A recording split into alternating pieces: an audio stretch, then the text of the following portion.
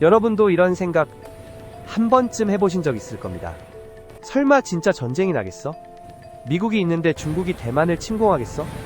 뉴스에서 대만 해협 이야기가 나와도 우리와 직접적인 상관은 없다고 생각하고 지나갔습니다. 하지만 최근 미국에서 나온 한 문건이 이 평온한 생각을 완전히 깨뜨렸습니다. 미국 국방부 내부에서 진행한 전쟁 시뮬레이션, 즉 워게임 결과가 공개되었고 그 내용이 전 세계 안보 전문가들을 충격에 빠뜨렸습니다. 그 결과는 바로 이것입니다. 중국이 대만을 침공하고 미국이 개입하면 미국은 승리를 장담하기 어렵다. 우리는 오랫동안 미국이 세계 최강이고 중국은 미국을 절대 이길 수 없다고 믿어왔습니다. 하지만 정작 미국 내부 분석 결과는 달랐습니다. 이 내용은 단순히 미중 갈등이 아니라 한국을 포함한 동아시아 전체를 뒤흔들 수 있는 매우 중요한 경고입니다.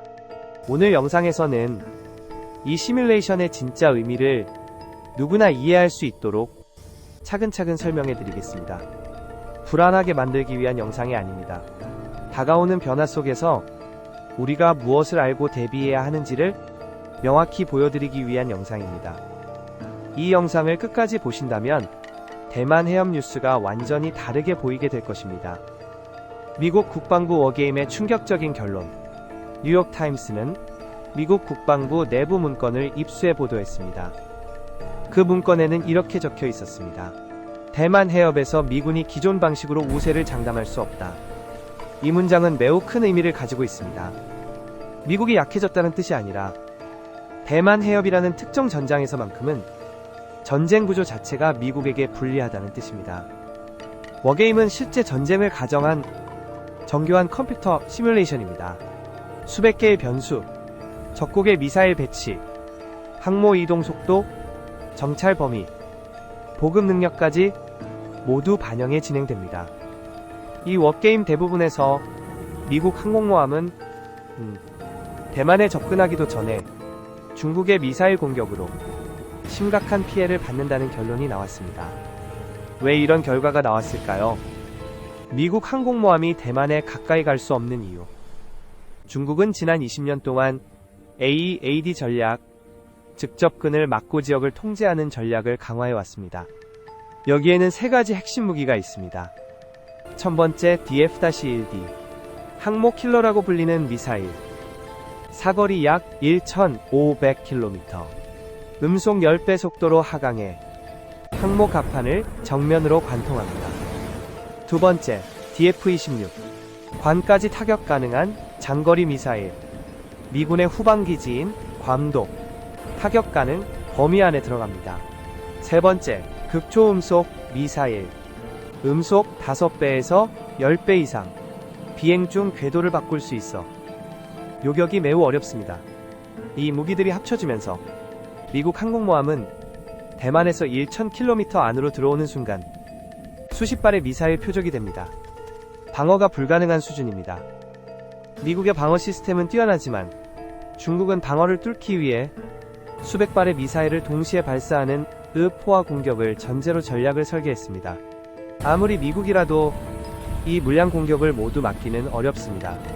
미국이 고전하는 진짜 이유. 많은 사람이 이런 질문을 합니다. 미국이 약해진 거냐? 중국 무기가 그렇게 좋은 거냐? 정답은 아닙니다. 문제는 장소입니다. 전쟁은 단순히 무기의 문제가 아니라 전장이 어디냐가 더 중요합니다. 대만 해협은 중국 본토에서 불과 100km 정도 떨어져 있습니다. 중국 입장에서는 바로 집 앞입니다. 반면 미국은 수천 킬로미터 떨어진 곳에서 병력을 보내야 합니다. 즉, 중국은 집에서 싸우고 미국은 먼 곳까지 원정을 와서 싸워야 합니다. 이 차이가 초반 전투에서는 엄청난 격차로 나타납니다. 미국은 정말 지는가? 전문가들의 결론, 전문가들은 이렇게 말합니다. 초기 교전에서는 중국이 유리하다. 그러나 전면전에서는 미국이 우세하다. 왜냐하면 미국은 장기전에서 절대적인 우위를 가진 국가이기 때문입니다. 첫 번째, 미국의 동맹 네트워크는 세계 최강 나토, 일본, 한국, 호주 등 수십 개 국가가 미국과 함께 움직입니다. 두 번째, 미국의 해군력과 핵잠수함 전력은 절대적. 중국과 비교하면 경험, 기술, 정숙성에서 아직도 수십 년 차이가 있습니다. 세 번째, 미국의 공군력은 비교 불가 F-22, F-35 스텔스 폭격기, 정찰기 체계 등 중국이 따라오기 어려운 분야입니다. 네 번째, 경제력, 산업력. 전쟁은 장기전입니다. 미국, 유럽의 합산 경제력은 중국보다 훨씬 큽니다. 즉, 대만 주변의 국지전에서는 중국이 강하고 세계적 규모의 전면전에서는 미국이 강합니다. 대만 전쟁이 터지면 한국은 안전한가? 정답은 아니다입니다. 대만 전쟁은 한국과 매우 깊게 연결되어 있습니다. 첫 번째, 주한미군 전력 일부가 이동할 가능성. 대만 전쟁이 터지면 주한미군의 일부 전력이 대만 지원에 투입될 수 있습니다. 두 번째, 북한의 도발 가능성 증가. 중국이 전쟁 중이라면 북한은 도발을 시도할 가능성이 있습니다. 세 번째, 한국 경제는 직접 타격. 한국은 중국, 대만, 일본과 공급망이 연결되어 있습니다. 대만 해협이 막히면 반도체 물류 무역이 모두 흔들립니다. 네 번째, 한국 기지가 전략 요충지로 부상.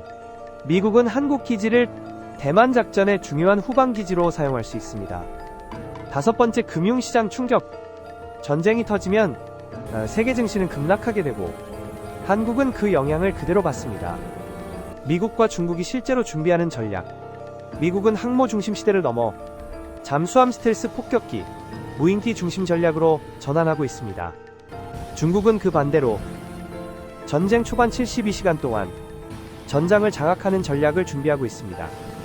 양측 모두 전쟁이 실제로 일어날 가능성을 배제하지 않고 움직이고 있습니다. 결론. 우리가 얻어야 할 진짜 메시지. 정말 중요한 핵심은 이것입니다. 대만 전쟁은 단순히 미중 싸움이 아니라 세계 질서를 뒤흔드는 사건이다.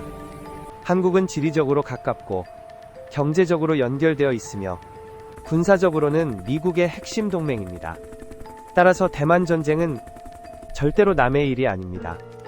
우리가 이 문제를 이해해야 하는 이유는 두려워서가 아니라 현실을 정확히 알고 대비하기 위해서입니다. 마지막 한 문장. 마지막으로 이 영상의 핵심을 한 문장으로 정리하면 이렇습니다. 대만 해협의 위기는 미래 세계 질서를 결정할 첫 번째 시험대다.